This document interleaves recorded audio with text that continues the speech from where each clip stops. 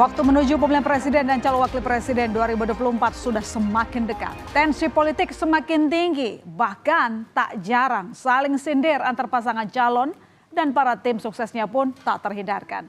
Adu gagasan soal perbaikan gizi kini menjadi isu yang tengah menghangat. Mengusung program makan siang dan susu gratis, pasangan calon presiden dan calon wakil presiden nomor urut 2 Prabowo Subianto, Gibran Rakabuming Raka menuai pro dan kontra. Dalam debat Cawapres 22 Desember lalu, Gibran Rakabuming Raka menyebut program makan siang gratis sebagai bagian dari infrastruktur sosial menuju Indonesia Emas, saudara. Cara itu dinilai akan menciptakan efek ganda. Untuk jangka panjang, pemberian makan siang dan susu gratis dinilai sebagai investasi untuk meningkatkan kualitas sumber daya manusia. Menurut tim kampanye nasional Prabowo Gibran, program ini sudah digagas Prabowo sejak lama.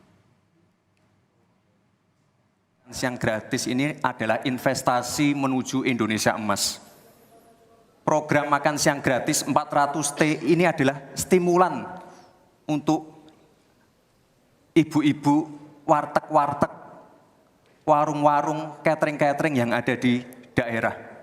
Bayangkan 400T mengucur ke daerah-daerah.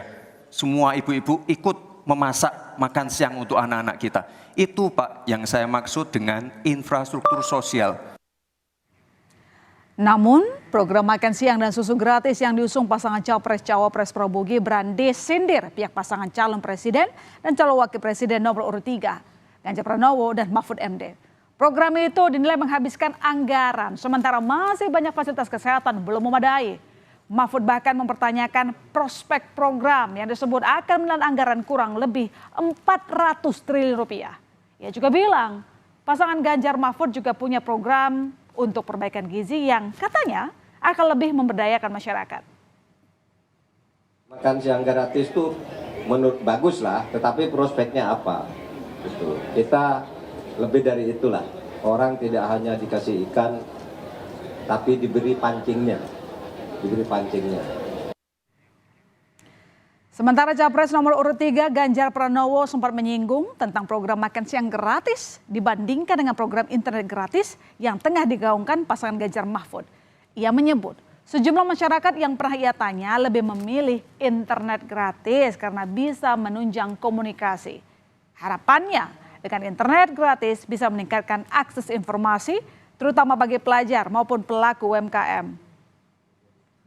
Menyiapkan infrastruktur persebarannya ya. Kalau kemudian kita mau adil ya di Timur Tengah juga mendapatkan itu. Yang kedua dari sisi kecepatan. Yang ketiga tentu kita bicara siapa yang mesti memanfaatkan ini. Maka pilihan kita yang pertama adalah para pelajar. Tadi ada masukan juga UMKM. Oke, saya kira itu masuk juga. Maka kalau mereka bisa mendapatkan internet gratis, saya kira apa yang menjadi potensi dari mereka akan bisa terangkat. Menanggapi sindiran-sindiran yang ada, tim kampanye nasional Prabowo Gibran tampaknya tidak ambil pusing. TKN pun tidak mempersoalkan kritik soal program makan siang gratis. Mereka hanya menegaskan bahwa makan siang dan susu gratis merupakan program prioritas untuk memperbaiki gizi anak-anak Indonesia demi menyambut era bonus demografi.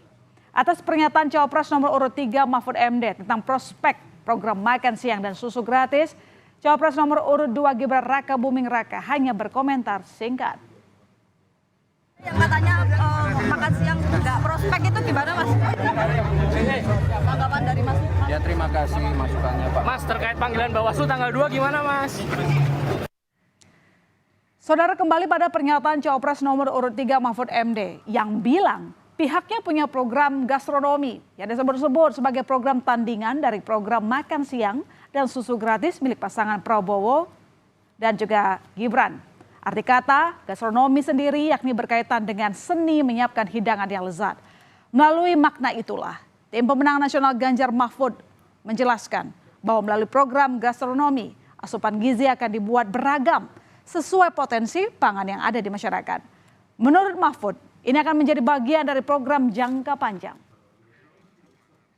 Kalau soal makan, kita punya program namanya gastronomi, bukan hanya makan siang, tapi makanannya juga sehat. Karena makan siang gratis, susu, dan sebagainya itu kan impor, kira-kira gambaran kita. Barang-barang impor, kalau gastronomi dari bumi-bumi kita dan laut kita. Itu nanti, tetapi tidak dalam sebuah program yang khusus dan seketika gitu. Itu nanti akan menjadi bagian dari program yang jangka panjang. Nah, saudara, pasangan Prabowo Gibran dan pasangan Ganjar Mahfud saling unjuk gigi dengan program perbaikan gizi. Lalu, bagaimana dengan pasangan Capres-Cawapres nomor urut 1 Anies Baswedan dan Muhaimin Iskandar?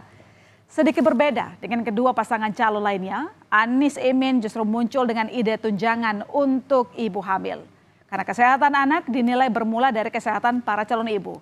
Menurut Cawapres Muhaimin Iskandar, hal tersebut sebagai salah satu upaya mencegah stunting atau gangguan pertumbuhan anak yang sebab utamanya karena kurangnya nutrisi.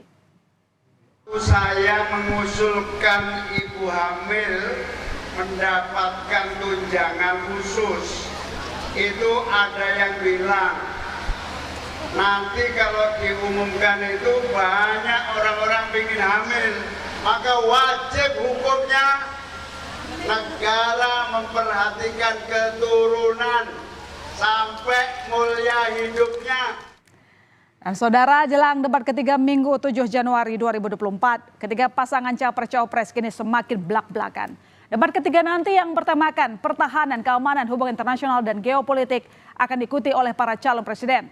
Selain sebagai ajang untuk menonjolkan program yang mereka usung, harapannya juga bisa memikat hati para calon pemilih dalam Pilpres nanti. Para calon presiden pun mengaku telah mulai bersiap-siap agar memperoleh hasil yang lebih baik. Dari sisi calon presiden nomor urut 1, Anies Baswedan mengaku siap menghadapi debat capres dengan membaca buku yang berkaitan dengan tema debat seperti pertahanan, keamanan, dan geopolitik. Ia juga berdiskusi dengan tim serta tokoh-tokoh yang berkaitan dengan tema tersebut. Tim Nasional Pemenangan Anies Imin menambahkan, debat akan penuh dengan ide dan gagasan yang seru. Anies juga menyiapkan diri dengan menghadiri forum gagasan bertemakan seperti tema debat ketiga nanti.